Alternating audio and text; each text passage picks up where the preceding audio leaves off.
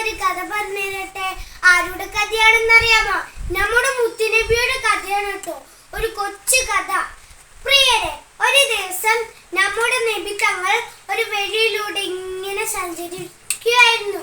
അപ്പോൾ അതാ ഒരു കൂട്ടം ആളുകൾ വരുന്നു. അവർ നബിയെ പരിഹസിക്കാനും കളിയാക്കാനും തുടങ്ങി. ഭ്രാന്തന് നേരെ അവൻ നബി തങ്ങളെ വിളിച്ച് കളിയാക്കി.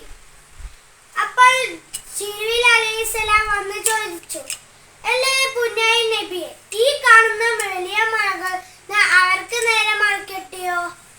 അപ്പോൾ നമ്മുടെ മുത്തുനബി പറഞ്ഞ മറുപടി എന്താണെന്ന് അറിയാമോ കൂട്ടുകാരെ? നമ്മുടെ മുത്തുനബി പറഞ്ഞു, വേണ്ട ജിബ്രീൽ, അവർ അറിയില്ലാത്ത സമുദായക്കാരാണ്.